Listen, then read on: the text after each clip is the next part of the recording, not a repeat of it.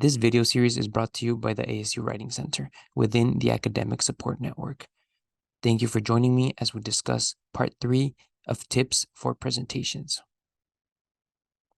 This video, our third in the series, will discuss tips for practicing. Let's get started. Practicing your presentation is a great way to help manage any nerves you may have around presenting. There is comfort in feeling prepared. Practicing in front of others can also help build up your confidence. Positive self-talk is also a great way to get over nerves, but you want to be sure you are doing it effectively. Getting rid of your nerves through self-talk means providing positive statements that focus on the outcome you'd like to achieve. So saying, I am calm, and not, I am not nervous. Your brain doesn't register the not of the second statement, only the word nervous, which can reiterate the idea that you're nervous. Instead, you want to focus on being calm. Our first tip for practicing your presentation is to actually go through with your plan to rehearse. You can do this alone or with family, friends, or classmates. You want to be cautious of over-rehearsing.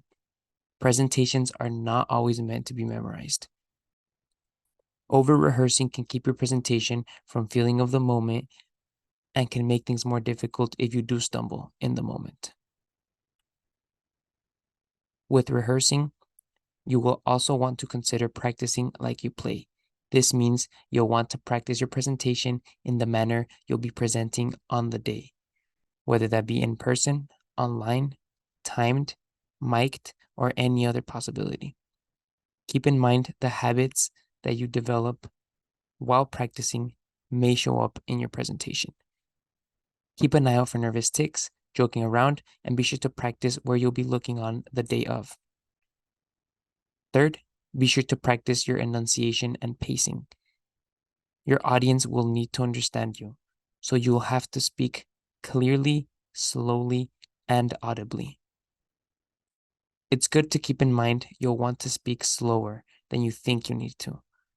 Breathing purposefully between sentences can help you with this.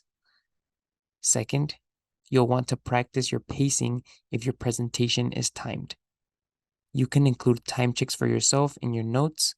That way you know during your presentation if you're going too fast or too slow. Finally, one of the best tips we can offer for practicing your presentation is to record yourself and review it. This helps you determine how others see and hear your presentation. You can take notes on anything you like to adjust and then practice those changes.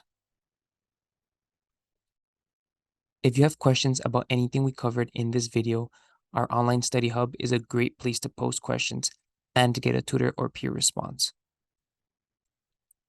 If you would like to get feedback on your presentation, either by reviewing your practice sessions on your own or by practicing with others, see this evaluation sheet that breaks down different aspects of your presentation, which can be found at the bottom link. Thank you for joining us to discuss tips for practicing, and we hope to see you in our next segment, Tips for Presenting.